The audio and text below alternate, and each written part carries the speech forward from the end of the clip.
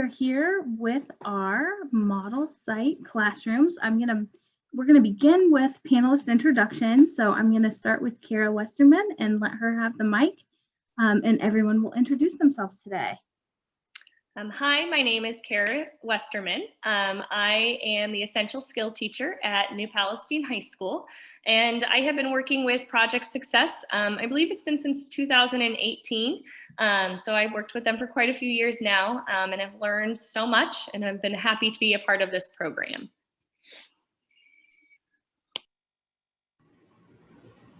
Hi, I'm Erica Vogel, and I am a special education teacher at Manchester Junior Senior High School. I have worked with Project Success for 4 years here at Manchester, and it's been a joy as we have gotten our district together and all on the same page as we've continued on this route. I'm Sarah Emmer, and I like to consider myself the other half of Erica. I'm also at Manchester, and I go from Manchester Elementary. I'm the special ed teacher here, and this is also my 4th year working with Project Success. And we together, Erica and I, are definitely growing our little corporation. Hi, I'm Katie San Giorgio. I'm a teacher at Greenfield Central Junior High School. I teach U.S. history, and this is my 1st year working with the Project Success program and working with students with high disabilities, having them in my classroom. So it's been a fun year. My name is Anna Finley. I'm a special education teacher at Greenfield Central Junior High. I work with students with significant disabilities, and we've been a model site classroom since 2018. And my name is Nick Ewell. I am a gen ed's teacher at Greenfield Central Junior High School as well. And I have been working with these two on Project Success and the high needs kids as well. So.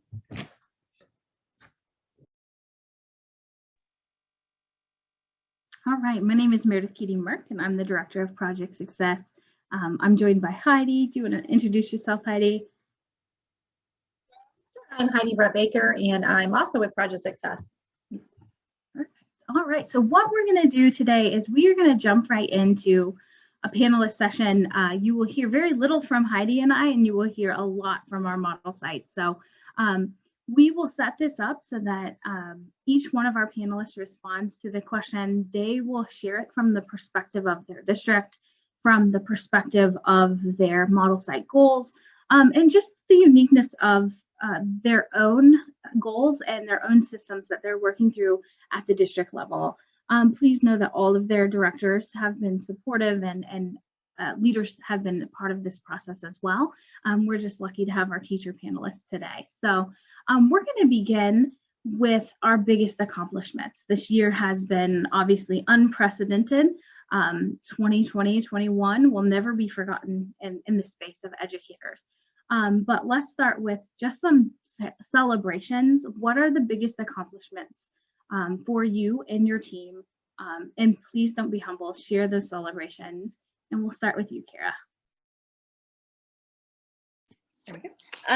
So I would say my biggest celebration is, I would say surviving this year, but I guess we're almost there. So almost surviving this school year, I think is a huge accomplishment, and everything that we have all gone through together as educators. So one of my favorite goals that was accomplished this year was that all of the essential skill teachers, we all pulled together, met with our admin team right at Thanksgiving, and made a case to our admin of why our students needed to be back in person. So whenever our students went virtual, all the essential skills classes came back in person full time, and we've been that way since October. So that was a huge success on our part, and all of our teachers worked together to make that happen. So I've had my students with me most of this school year, which is a great celebration. We also added a new out class this year. So we have been working with including our students in English classes and in science classes. And then this year we added social studies to that group. So I have our students going out with their regular ed peers now in all 3 of those areas. So that was a huge success for us, and it's been going great. So with that, I've continued working on my collaboration with those teachers, as well as building new relationships with my new social study teachers. So I really think that our collaboration and working together as a team has improved significantly this year. So that's been a huge celebration. I met a couple goals. So I found time to finally meet a goal that Meredith and I had been working on. I was trying to organize and file all of the resources that I have created since starting with Project Success, everything I've modified for all my English classes, all my social studies classes, and all my science classes. And we finally finished that project about a month ago. One of my assistants really helped me with it. And now I have everything organized and ready to go. So when we are, in biology and working on cells, I can go immediately and pull out the modified assignment that we've already created, and it's ready to go. So I'm not, modifying and working on things. So that was a huge, huge celebration. And then really my other goal that I met was the, not curriculum mapping, sorry, that was one of my challenges, is my 4-year plan for my students. So we are now, I now have a 4-year class plan for all of my students so that they'll meet their course curriculum guide. They're going to meet all of their classes by their 4 years. And I got that created, which I'm sharing as part of my capstone project. So those were my celebrations this year. Those are awesome celebrations. Thank you. Erica and Sarah, floor is yours. So this year at Manchester, Sarah and I joined forces to make it more of a K-12 plus focus. Since we had students that were both in-person, virtual, hybrid, and all of the above in all of our settings. And the two of us are in 2 different buildings.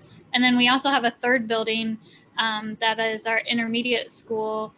We really focused in on, trying to get everybody in the district, on the same wavelength that the 2 of us were on, and the teachers that we were working directly with. I would say our biggest accomplishment, one would be that everyone in our district kind of knows what we're about and what we're doing. Unified sports has come across not just at the high school, but we have unified, Sarah, correct me if I'm wrong, unified play. Unified champions. Yeah. Unified champions, thank you. I was like, I know I was going to get this one wrong.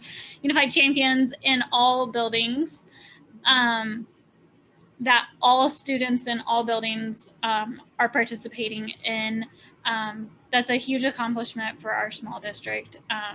To get just everybody aware was a big accomplishment for us. But then similar to what some of these other districts that are being highlighted today are sharing, at the junior senior high level, I have the huge accomplishment of getting students out into more classes. For the first year, I have students out in gen ed English classes, not being taught by a special ed teacher. Phenomenal. We've branched out into more math classes than what students had gone into previously. We're still in biology classes, which is totally awesome, and students are rocking that.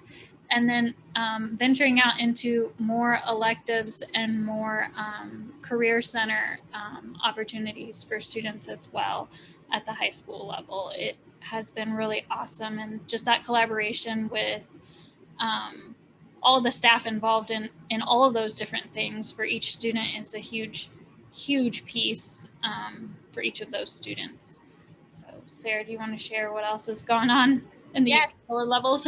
So our goal, since we've been working with Project Success for 4 years, was to really streamline both the elementary program and the secondary program together, and that was our biggest goal this year. That's why we decided to team up. So just like what Erica shared, I also am getting kids out into the classroom more. We're also throughout the building a lot more. And again, this is our 4th year, so we've become more known. The students in our building have become more known. And we're making sure that in the elementary version, they have that exposure into gen ed. We're switching a lot of our 52 self-contained kids to 51 students. So they do have a lot more gen ed experience before they get up to Erica. And her and I are also streamlining our plans, our curriculum. We're getting it on the same board as well. So that was our biggest goal this year. And I think we've accomplished that. We wanted to make it uniformed with these kind of kiddos throughout a corporation. All right, and then our Greenfield Central team. I'll go ahead and start. Again, I'm Katie. I teach US history, and this is my first year working with high disability students in the classroom. So it's been a really exciting year for me. I think as a whole here at Greenfield, we've been in person the whole school year since July 31st. We've been full-time in person, except for I think 2 weeks in between Thanksgiving and Christmas and the first week back. So 3 weeks total were hybrid. So just rolling with the punches as a staff and as a small department working with our high needs kids has been a huge accomplishment for us. I think every single kid that is in Anna's class has been quarantined at least once. So having them trained to tune in on Google Classroom through Google Meet so they can still participate in class from home has been really successful. For the most part, they've all been able to do that. And when they're quarantined, they've been out for 2 weeks at a time. And they come back, they get right back into the swing of things. I hadn't really noticed any major transitions from a student who is quarantined and then coming back into the gen ed setting. It seemed to go really smoothly.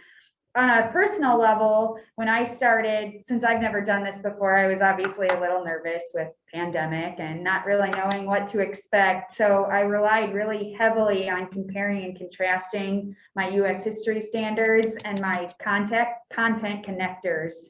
I have those printed out in my room. I'm pretty much looking at them anytime I'm modifying or accommodating a lesson, and really trying to focus on looking at the standard and what I typically do in a gen ed setting and narrowing that down for Anna's kids to really make sure they understand the main points of those content connectors has gone really well for me, I think.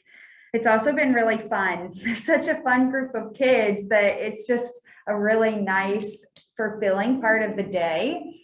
And that was just something I just didn't know how I would react to it. And it's just such a nice part of the day to have them in my classroom. My other students are great with them in my class. And it's really reassuring that this incorporating them into a general education setting works. It's absolutely reassuring that it works.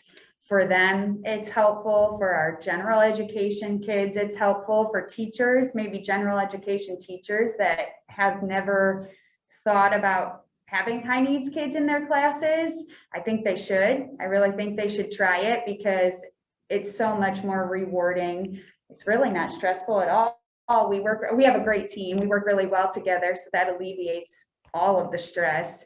And it's just been a really good experience. I'm excited. Next year, the teacher who will have Anna's kids, we were talking about her possibly teaching 7th and 8th grade. And I told her if she teaches both, that doesn't mean she gets Mrs. Finley's kids in 2 years coming back to me, because it's been a really fun experience. And you just have to get excited when people are fighting over my students, right? Like, who wants my kids? I would say this year, probably one of the best accomplishments is we had 2 students that had never been exposed to general education setting. One was coming back from an ABA setting, and he started in January of 7th grade year. And we couldn't even get him to carry his backpack to class. We couldn't get him to stay in his seat. He was running around opening cabinets, crawling under things. But we were just consistent and continued to work on that, continued to do that. And now he carries his backpack, walks to class. Today he walked up on his own and sat in his chair and wasn't with, any of the adults from my room, and he just did it all on his own. So just watching that growth. We also have a student that has some pretty significant needs as far as communication goes. And And I'm going to let Nick talk more about that because we had a really great example from his room. But again, it's just them not being exposed to gen ed. Watching them grow in that setting is amazing, and how to be a student, how to be a student. So I think to start off, I would be remiss if I didn't say one of my celebrations, and coming from gen ed classroom, we always have to go fall to our admin to hope with scheduling that we are blessed to get this kind of thing added to our class in the next year again and again. So finding out that we're going to continue to work with Anna's kids was the first big celebration. And that's what Katie and us here being gen ed, we are, like she said, big advocates for it. And it is one thing to have your admin or the special needs teachers come up to you, gen ed people watching, and say, is this something we can do to your class? We really want to do this. And you always feel pressured to accept something like that, maybe if it's just from your administrator, but reach out to us if you want to hear the benefits and the successes from it with our contact info here. So that's really what we are here to advocate that. And it's a great thing, like Katie, I wanted to echo that as well. But as far as classroom celebration, it's just it's always something that just leaves your heart warmed when you get out of the class. When, for example, the non-communicating, fully nonverbal student that Miss Finley was talking about, even the parent was pretty adamant that we wouldn't get much out of him most of the time. And we were just set up a pre-set-up lesson on physical and chemical changes in science, had different visual cues to point to and relate to, and you can go and teach the lesson all you want. You don't know if they're hearing everything or even taking in what you're saying. But to come to this kid at the end and do an assessment method when I could speak directly to him in front of all of his peers, the gen ed and the high needs, and I could ask him probably 8 to 10 questions in a row, just random. Is it a physical change or a chemical change? And a kid who can't talk and can't communicate answers 10 questions in a row correctly by pointing it. And it almost makes you emotional. Like I mean, it gets emotional when the parent doesn't even think that. And then you're like, well, here's all the proof you need and why what you're doing matters. And they appreciate so much to be in your classroom, and like, it is great. So that's our celebration from science this year. Yeah, the kids even the gen ed kids were clapping. Like everybody was like, oh, like they were so, and he was just like, he was so excited too. So it was exciting. Those little moments are precious. Absolutely. And what makes the impact and all of the hard work worth every bit of effort that each one of you have put into it. We wouldn't be honest with ourselves if we didn't talk about challenges during the last school year. And not only those challenges, but what types of supports did you need? Or did you receive, and how you overcame those challenges. We've touched on little bits of it, but what were those challenges? And then more importantly, how did you, or how are you kind of facing the adversity and finding some next steps with that? So we'll go to you again, Kara, and let you guys each share. I think one of my biggest challenges was probably just learning how to balance this new style of teaching. I never thought I would be teaching through a computer screen. I am horrible with technology.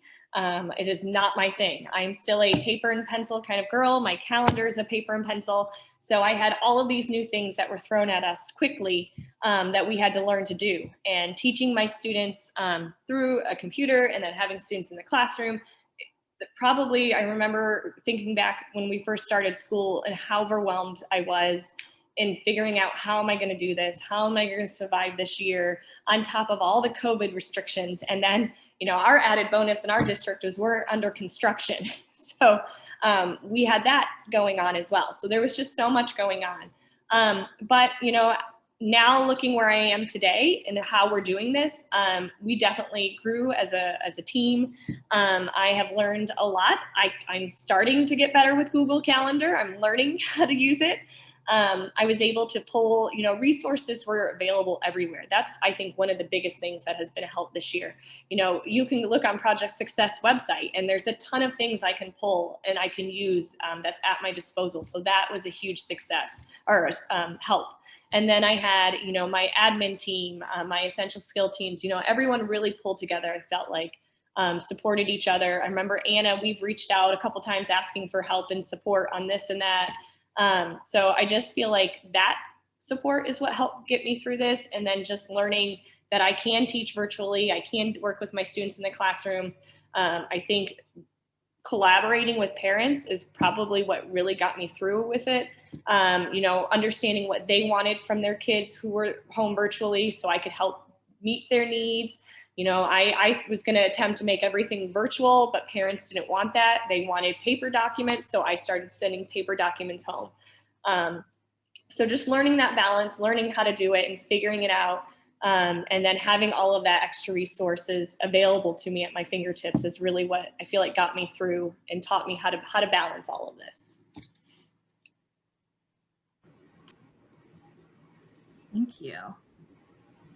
So Here I it would comes, Sarah. say some of the challenges here were at Manchester, keeping our cohorts together or separated, I guess would be the better statement. You know, we really had to change up how we were doing some things based on the restrictions that were put in place.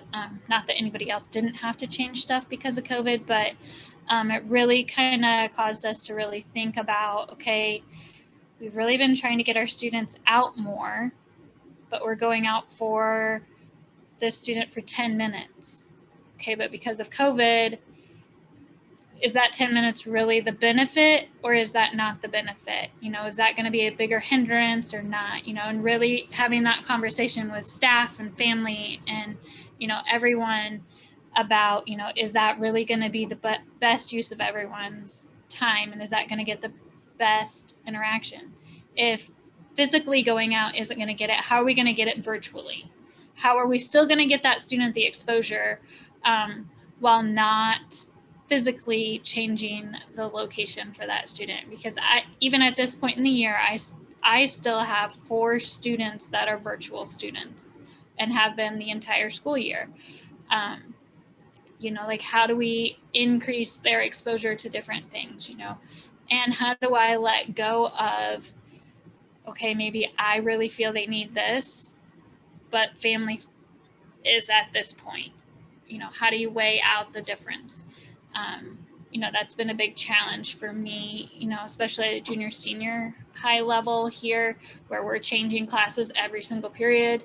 We're cleaning everything, wiping everything down every 35 minutes or 40 minutes or whatever it is now. I don't know, our schedule's changed so many times this school year just to try to add more instructional minutes back to us as we increase our cleaning speeds.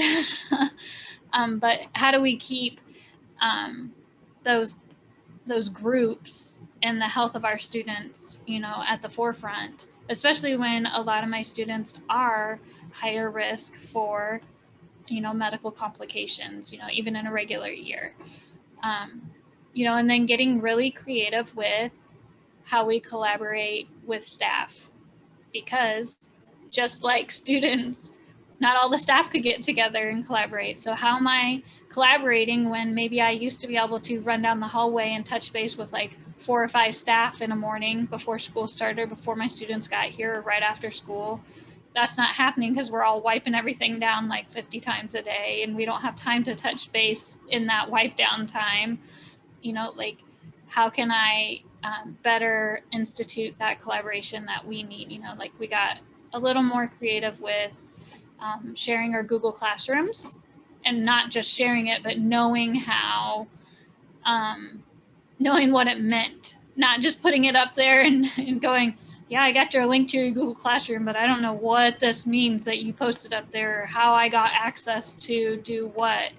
You know, don't add me as a student, add me as a teacher. And then I can go in and help make those accommodations and modifications virtually instead of emailing back and forth. Because I saw what you posted to the students, but I could see stuff beforehand. So from the junior, senior high level, that's kind of the approach to challenges and all of that. I don't know, Sarah, do you want to share from the younger level? Yeah, the youngers, definitely in the elementary version, it's like, okay, we have this technology, are our kids capable of using it? And we're blessed at Manchester to be one-to-one with Chromebooks. And you know, they're touch screen also, so that's automatic accessibility for a lot of my students.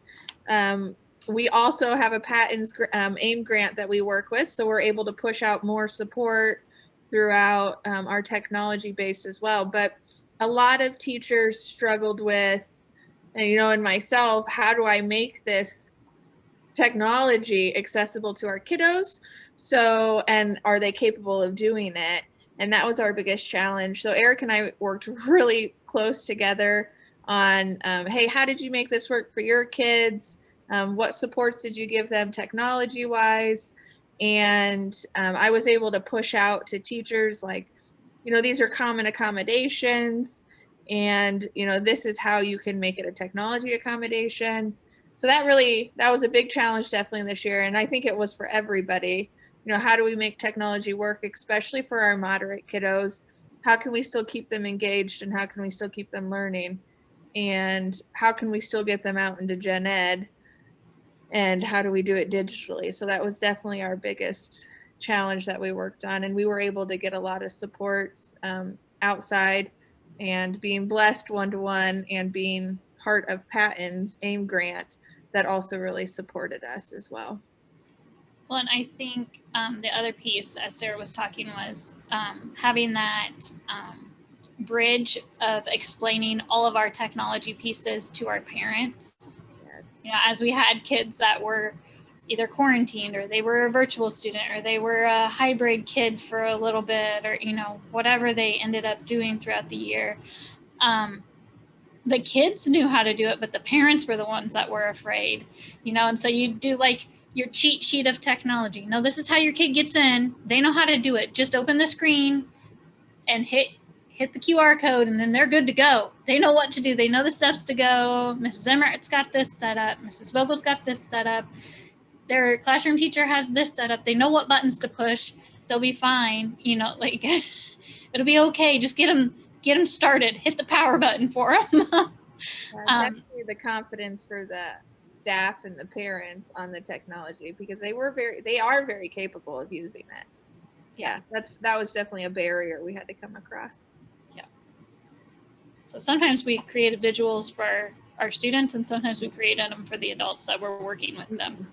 Absolutely. And taking the time to coach not only your students, but the parents alongside their students. And that's an essential element to continue to provide the access that is so important and needed. And I love that you really mentioned the importance of collaboration, and also the collaboration between EARNs as well, Indiana Resource Centers, with your AIM grant and Patents, and really focusing and leveraging all of that within, you know, centralized schools to support your students. That's such an important piece. All right, I will pass it to our Greenfield team to discuss challenges and how those challenges were overcome. Well, probably the first thing is we shifted from having MacBooks last school year, to iPads. So I would say probably the general education population moved pretty quickly, like transitioned okay. But with my kids, it was a little extra step. And then when we have kids that had kids at home that were virtual, and then you have kids here. So, you know, just learning to live stream your class, and then you I want to do hands-on materials. Well, how can I do that? So I'll talk a little bit later about what we created to try to help ease some of that. Another challenge we had was, one of our goals was to do planning time, and with COVID that had restrictions too. So we can talk more about that later. I know that questions are going to be addressed, but we also are not allowed to do community-based instruction, which we were doing 2 times a week here. We were not allowed to do in-school jobs. So some of my 8th graders, they would probably tell you, probably the saddest thing is that we don't get to go bowling once a month, right? So that's probably been a challenge, just trying to teach them, I know we used to do this, but we can't do this now. And I know we used to do this, you know, and even some of the staff members around at the building are like, we miss seeing your kids, because they would do jobs with other staff members in our building. They'd go to the library or to the office or to the cafeteria, and just some of those restrictions. So those have been challenging. And I know that's just really based on the pandemic that we're living through, but it is what it is, I guess. So that I would say that's probably the biggest challenges that my kids have had and I have had, but we'll address the planning and the hands-on materials later on in this podcast. Absolutely. Nick, did you have something? I saw you. Okay. So that, just led us right to our next kind of guiding question. And each one of our model sites here have set pretty lofty goals throughout the last 4 years. And each year those goals are renewed and really focused around what was accomplished last school year and how do we elevate that. And then this year, to Anna's point, how do we shift that and how do we realign and adjust and think through what can be accomplished to most importantly benefit students. So what we'll talk about next are just goals for the 2021 school year, what was accomplished, what may have had to pause for a moment, and then what are you still working towards? One of my, I kind of mentioned some of my goals earlier for my successes. We did my 4-year plan, which was my capstone project, and I accomplished that. I'm kind of next now. I want to start focusing on that 18 to 22-year-old group and figure out, a plan for those kids. So I did accomplish that goal. I accomplished my filing goal. That was a big goal to make sure I had all my resources in things that I created organized in a manner that I can utilize them instead of searching for everything. My one big goal that I have been working on with Meredith that I have not been able, I kind of had to put it on hold, was my curriculum mapping goal. I have been trying to curriculum map and align it with the regular ed teachers it was this year and then last year too. We got a good start on it last year, and I was hoping to have it finalized by this school year. But it has been put on hold because our admin team took away our PLCs for the school year because we went to a 4-block period, 9 weeks year, where we do a 9 week session, and they took away all prep bells for teachers. So I haven't had a prep bell the entire school year. So because of that, I wanted to kind of put that goal on hold until I could actually meet with my regular ed teachers and we could plan together. So that is kind of a goal I'm still working towards, and hopefully I can get it finalized next school year. Thank goodness we're going back to a normal schedule. I'll have a prep bell again, and I can be able to start working with those teachers and getting that completed. So all in all, I think we did pretty good on our goals. Absolutely. All right, our Manchester team. So as a district, our big goal was to align us more, K-12, and to pull in our intermediate school a bit more.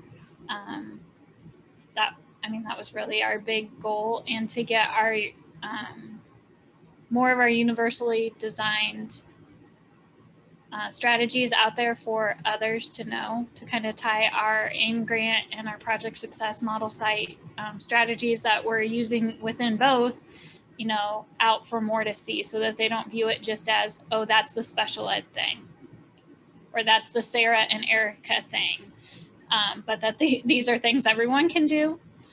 And I feel like getting that information out there has been pretty successful this year. As a whole, that's been pretty good. Our intermediate building has had some turnover in staffing throughout the school year. Yeah, so working with them, we definitely have to retrain and re-collaborate with the intermediate building. We did definitely have them on board. And now that we have some new staff, we're getting them back on board and working with that building, because we don't actually have a classroom over there. So like on the elementary version, and working with Erica, we're hoping to really start pushing these kids out of self-contained. And with Project Success, we've been able to really do that well in the elementary level and keep them with their grade level, because right now, like, we're a K-3 building and I have 6th graders in my room. So it makes it a little more difficult. So working with our intermediate building and working with them on the goals of, these lower, more high need kids, and how can we keep them with their grade level, And then Erica's been working, on her end on how do we keep these kids, with their peers instead of, the two different classes that we have. And then hopefully my end of day announcements are done. Sorry. Okay. Then at the junior senior high level, I've really worked on the new certificate of completion guidelines, both with staff understanding what that means, the gen ed staff, guidance counselors, administrators, and parents. That's been a huge goal that I've been working on. Instead of them just saying, well, Mrs. Vogel said students needed to do this. Well, it's not really me saying, I mean, it is, but it isn't. This is what's best and this is how we're going to accomplish it. And then trying to work on what that 4-year plan is going to look like so that it's not just all self-contained. And we've been doing really well with getting students out more in the gen ed, but really looking at, that continuum of what do we have to offer within our small high school to meet the needs of all of the students, and making it so that all staff are understanding that it's not just they come in and they sit. No, they still have expectations. They still need to do it. How are we accomplishing this? And how are we working together to meet the needs of all students? So that's been a big thing. Another goal, I know Sarah at the elementary level within our co-op has done really awesome with her counterparts with her curriculum map, but at the junior senior high level, it's a little dicier. And I'm still working to try to get my curriculum map worked out and try to align it with my peers here to see what holes are we missing and where in that can I beef up things, like what do I need to bring in and things like that for our students.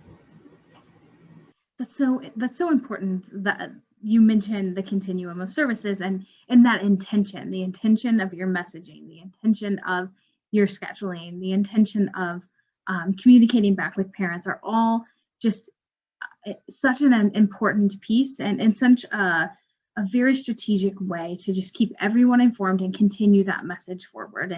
And you guys have done such a phenomenal job just being intentional at communicating with parents, intentional about communicating the expectations, and for individuals to understand and colleagues to understand that it's coming from a state level, and then it impacts the district and it impacts the school. And when it all boils down, it's what's best for students and what's best for students with significant disability. So that communication and that power of intention is so essential as well. All right, Anna and Nick and Katie, anything to add to that or expand upon your goals? I know you've touched on a couple.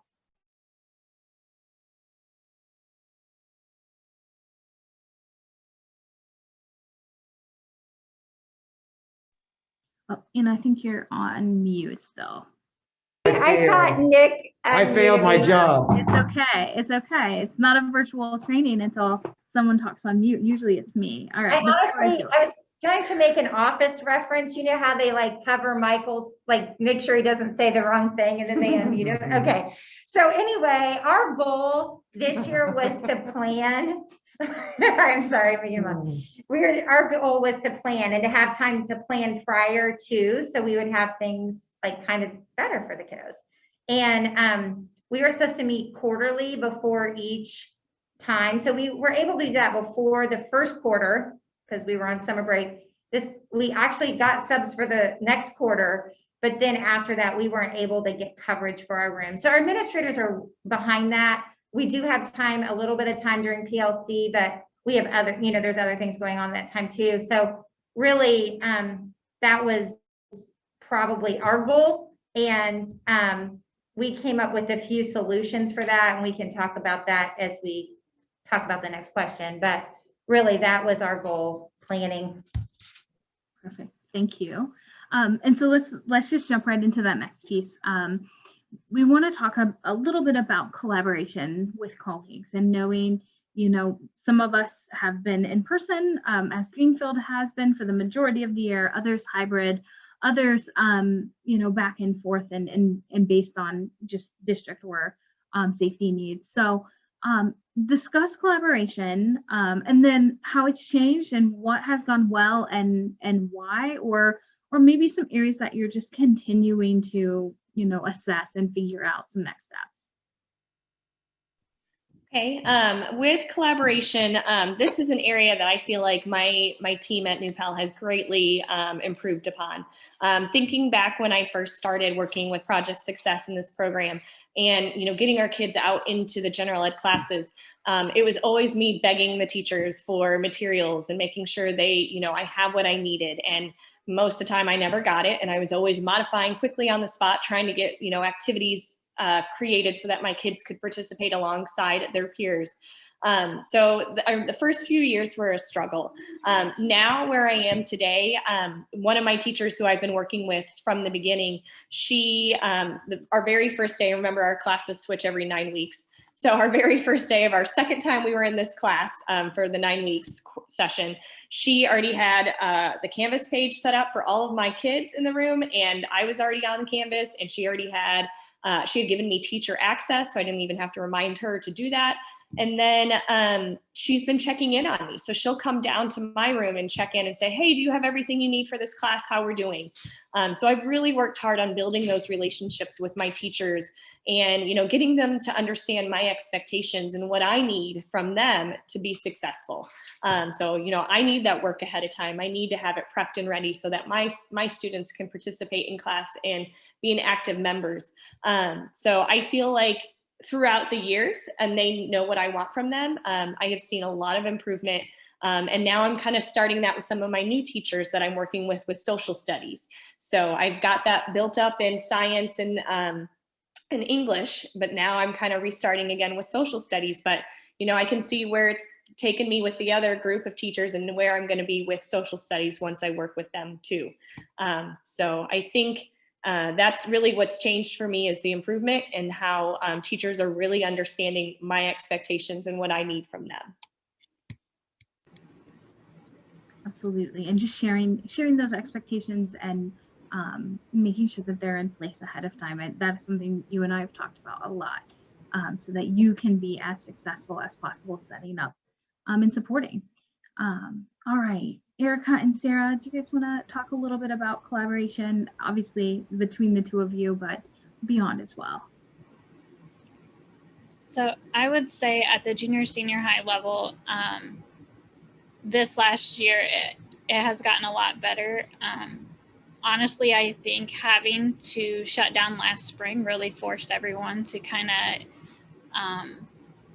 have a wake-up call as to all of the different steps that go into all the different things that my department does. It's not just me. It's our assistants that are within class. It's the other special ed teachers. We're a team and we all jump in and do things. Like they might be on my caseload and they might be in my classroom for things, but anybody in the special ed department here at Manchester are jumping in and providing those supports where they're needed. And they really started to see that. And so this fall when we came back in person, and we've had some students that have been virtual the whole year. We've had some students that have been in person the whole year. We've had some students that have been a hybrid depending on the classes and the schedules and whatnot. But the teachers have started to reach out a little bit more. It's not me chasing everything down. It's not my assistants chasing everything down. It's not, yes, we're still having to chase stuff down, but it's not every single little thing going, hey, come on, you got to do this, you got to do that.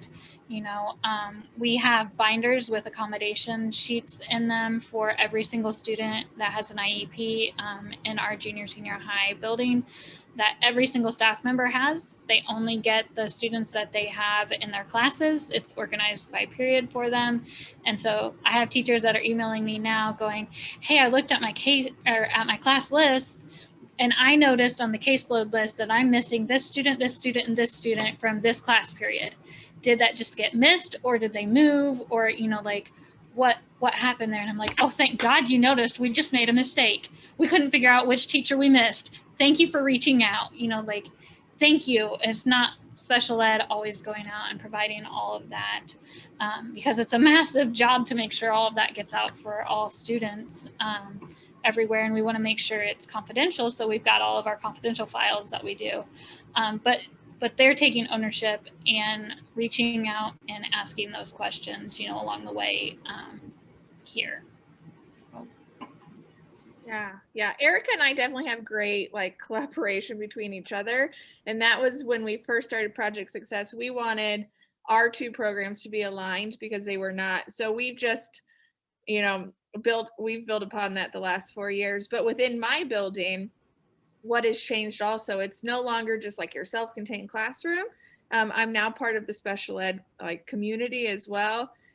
I've paired up with the other special ed teacher who's really helped me out. I would definitely say find that support, that advocate in your building. The other special ed teacher was mine. She knew the gen ed teachers in the elementary setting. She knew who I could go to, who I could put kids in, who would be more open to have this challenge. So I definitely found my advocate in my building, and she's been a huge success. And now the other teachers throughout the building, you know what's expected of my kiddos. They come to me. A lot of times they don't come to me, which is phenomenal in a good way, because now they have it taken care of. They only come to me if they really need me. And especially in the elementary setting, they can do that a little bit easier than, in the junior, senior high level. They just take care of things on their own in the classroom, which is great. And I've really, really enjoyed that. So one thing we've built in, we got like this huge influx of really high need behavior kids. So my principal decided to have like a plan time every couple of weeks after school, because that's only what would fit into everyone's schedule, for about 30 minutes. And that really helped because we were able to sit down. What do you need in your room? What can I help you with? How can we rearrange staff to get you the support that you need? And that has definitely went well with a handful of our kiddos that are definitely your more high need, challenging kids. So across the corporation, we're definitely working on combining our special ed departments as one big unit and not separate like it had been in the past. You said something really important, finding your advocate at the school level. And I think that is so important. And I see lots of heads nodding on the call, because that is essential. It helps connect you to the school community, which is our ultimate goal within inclusive practices, is that connection, that collaboration, and celebrating who could be on that team and supporting inclusive practices. So thank you for sharing that. That was important to say. All right, Greenfield. I'll go ahead and share how Anna and I have been collaborating through the year. So like she mentioned before, our goal was to meet quarterly to kind of map out the quarter, get some resources and materials together for her kids. And we were able to do that over the summer before Q1 started. And then we did it once before Q2 started. But unfortunately, with sub shortages and hybrid and then being back full-time last quarter, we weren't able to get the day to do that, the coverage to do that. So we have a folder on Google Drive. We're a Google school, and we just have a Google Drive folder where we have shared it with ourselves, each other. And actually we shared it with our high school teacher too, who will replace Anna at the high school, or not replace you, she's your counterpart at the high school. And then basically I put anything that I modify or accommodate for her kids in it. And if it's not quite at the right level, or if it needs some visual fixes or something like that, she has access to it too and can tweak it. And we shared it with our high school counterparts because we're hoping that next year they'll be able to start pushing out into gen ed classes, and then they'll be able to see how we've accommodated a lesson or a Google Doc or a Google Slides presentation that I've used for my gen ed kids and made it suitable for my high needs kids. And it's gone really well. It's really helpful. Anytime I make something new, I just make it right in that folder, and then we automatically both have access to it. And ours is fairly similar. We just use an Excel, not Excel, it's Google Sheets.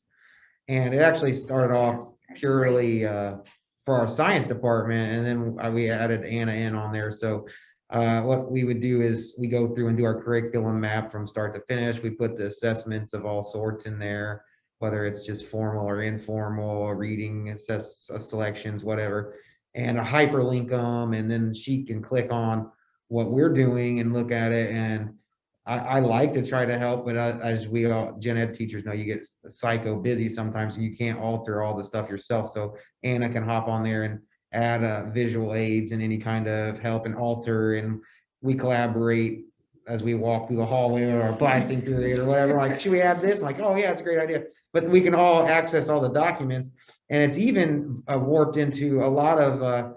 I definitely use with my other gen ed classes the same docs with the alterations on it, and even some of the other teachers that don't even have Anna's kids are using them because they're so helpful. And sometimes people just dismiss that as, oh, I don't need that stuff on my assignments, but it really helps them to see it anyway. So it's grown and through that method since it was connected to our science department to begin with.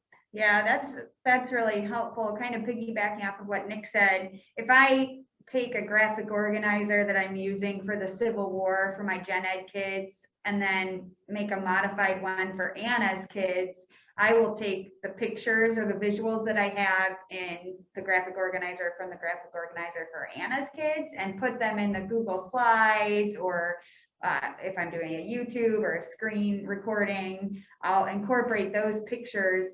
And I just kind of teach the lesson as one mushed together with some gen ed visuals and some high need student visuals. And it helps all of them. It really does help all my students.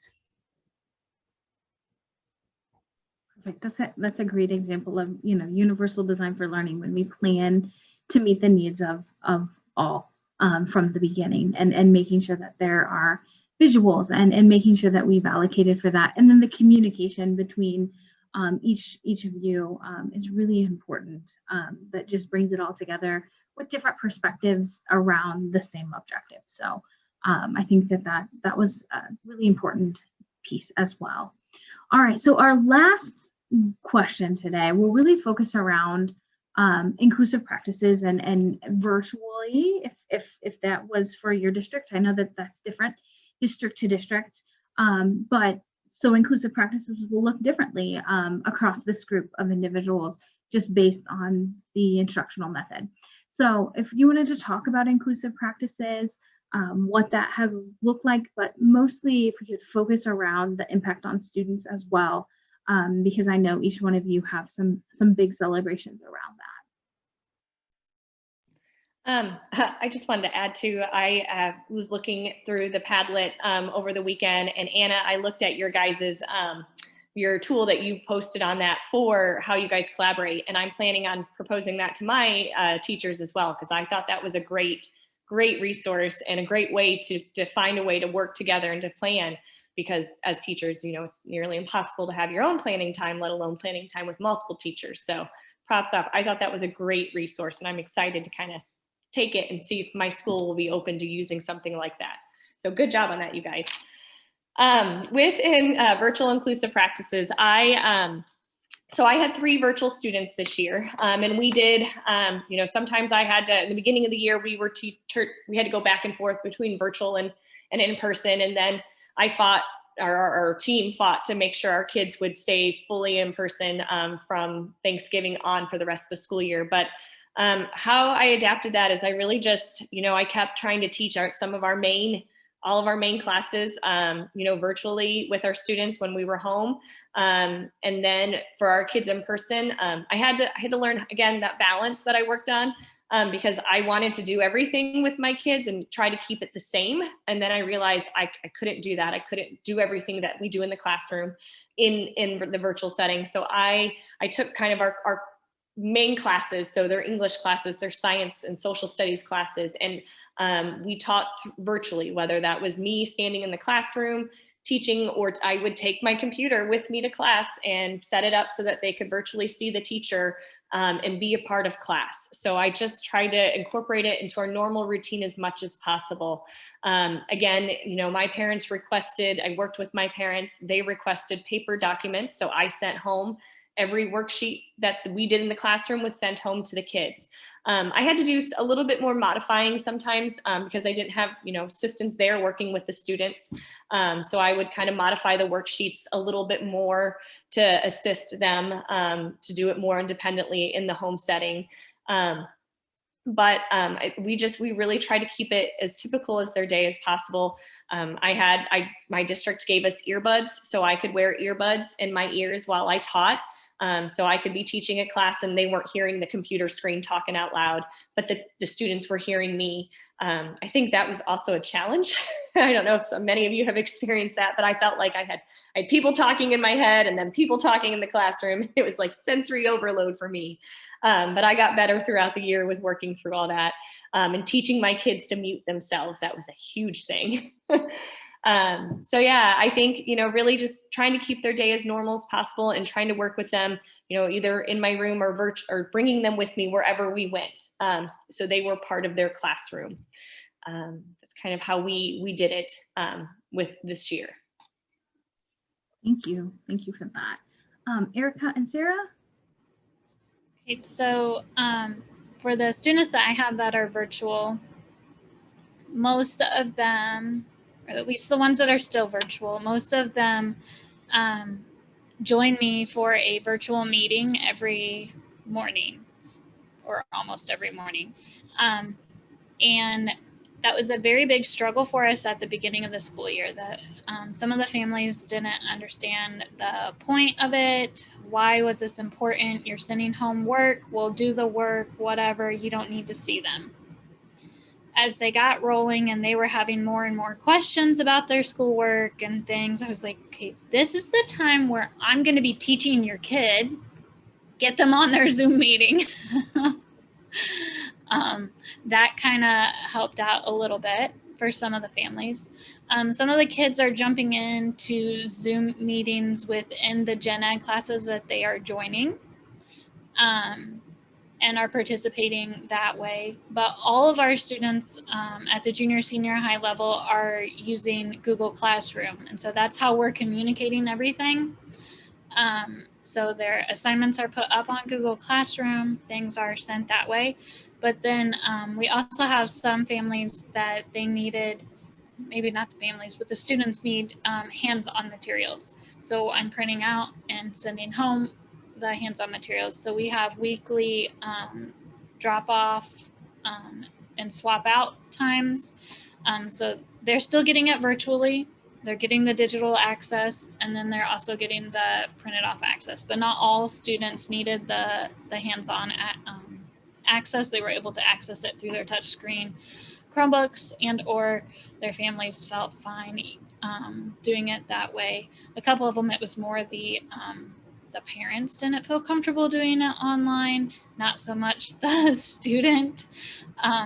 But, you know, we worked with them and said, okay, give it a try. And they're like, you can see what they're doing online. I'm like, yes, that I'm not just like sending them to Neverland. They're doing it, and I can see what they're doing online. Like that's how I set it up. You're clicking turn in, you know, the kids clicking turn in, or it's a online program where I get to see the results, and I can see all the clicks that they did and how long they were in it. So when you tell me they've been sitting there for 3 hours, I can go in and tell you it was really 35 seconds that they were logged in. Come on, it's okay.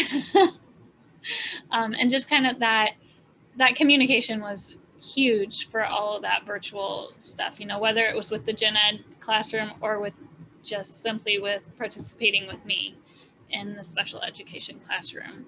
That communication was huge.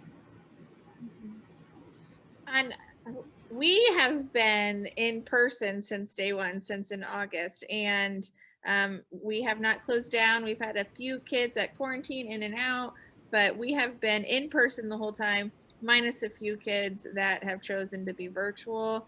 And just like Erica, we had a drop off every Friday. We had to have the materials supplied. hands-on materials, anything that they needed for home. And this was building wide for any virtual. So that was really good for our district that they had that packet, that backpack that still went home, and they swapped them out every week and on top of the digital work. The inclusive virtual practices became more important even in the classroom. So even though we were in person, we were using our technology a lot more. And that's just kind of the shift that the education world is kind of going towards anyways. And we wanted to make it accessible to all of the kiddos. So Erica mentioned earlier, we've been pushing out trainings. We've been working with the staff. How do I do virtual accommodations? Even though I'm sitting in the classroom, I'm still virtual on my computer and all my work is still virtual. So how do we accommodate them that way? So that's something that Erica and I, that was one of our biggest goals, was how do we support these kids virtually at home, but how do we even support them virtually in the classroom, even though we're in person? So we were able to push out resources and support and check in and train kiddos, along with training the teachers on how to make it accessible to all of our kiddos. And I would say another thing is we had a lot of teachers at the secondary level that did not pass out physical textbooks this year and only used online versions if they had access to them, or they were scanning in their textbooks, and so they were using PDF versions. They're like, well, it's in Google Classroom, I don't know what else you want me to do. And I go, just because it's in Google Classroom doesn't mean it's accessible, come on. And so I showed them what it was doing with the tools that we had available to all students in our district, and they were like, oh, I didn't think about that. So then it was just, like this catalyst for our staff to kind of just think through. They thought they were making things accessible and easier for our students. And maybe for one student it was, but not for all. It just really allowed for more conversations. And it's conversations that are continuing. It's never a done deal, but things that are continuing throughout our district. Thank you. That was a really important piece to talk to. Just because it's in Google Classrooms, we always are looking at accessibility and access for students. So thank you for bringing that forward. And then Anna, Katie, and Nick, virtual and inclusive practices, or talking more to the intention of your inclusive practice.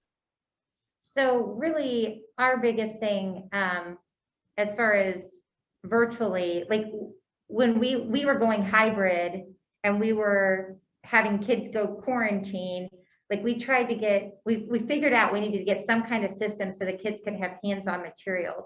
Like they could log in to Katie's class, but then sometimes we can't always give them the hands-on materials that they need. So we had to start to plan like a week in advance and make these binders and get them sent home prior to. So we're still streaming the classes live, but then we can say, look in your binder under Wednesday, here's a packet that we're going to work on.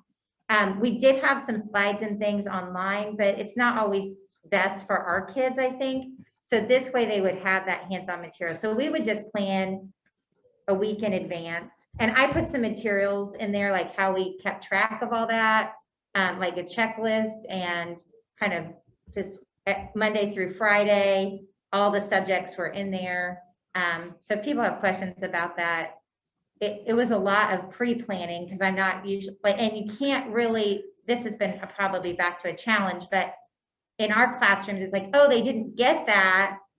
So I want to like spend some extra time. And if you try to do that, then you've got your whole system messed up. Yeah. So that has been a challenge too, but it's worked. I mean, we're educating kids and we're doing the best we can. So we use a binder and we send them out the week before, and we do that constantly because we never know when a kid's going to go virtual. So yeah. Absolutely. Thank you for sharing that, because that absolutely, we never know when those virtual needs are needing to be there and implemented for an individual student or a group of students. So I want to just take a moment to thank each one of you. We are always so appreciative of our model sites, and this group Kara, Erica, Sarah, Nick, Katie, and Anna are definitely just shining examples of what happens when you take high expectations, collaboration, when you focus on equity for students, and you really are constantly looking at access. This is an example of what happens, and that collaboration with Project Success, collaboration with Erica and Sarah, between Project Success and Patents alike, and meeting those goals as well. This is what happens with the power of collaboration. This is what happens when we set high expectations and we really build teams together to help meet those needs. And we lean on each other for various talents and skills to help get there. So I just want to thank each one of you for just being a shining example of what it takes to do all of those things, which, we know that that's tireless work. We know that it's not something that's accomplished in a day, that perseverance is key in that. And just, I want to just thank you all for that hard work. And Meredith, I just want to thank everybody for how much they're willing to share always and model for other districts. Absolutely. Yeah, excellent point. Each one of these teachers, not only jumps onto a session like now and speaks to all of their goals and are willing to share examples and challenges and celebrations alike, but are always willing and just leading the drive at the district level and building capacity from the sessions with us and onward. So thank you all. For those of you who are listening in, Padlet is available and has several resources, Padlet and our website. So the Model Site Summit overview that's recorded there for you takes you through the Padlet so you can feel more comfortable, and it'll walk you through some of the resources that our model sites have prepared and have, like we just mentioned, are always willing to share those examples. So I encourage you to look at that. And then I just want to thank our model sites one more time for being such glowing examples and for always going above and beyond. So thank you all. And we will continue to collaborate through the Padlet. So don't hesitate to add questions, add information to the bio, add your own bio to that, and then ask questions. We can get them back to the model sites. We can get them back to the Project Success team, and feel free to share if you're viewing, share your own examples if there's something that really stands out to you. So thank you again and have a great day.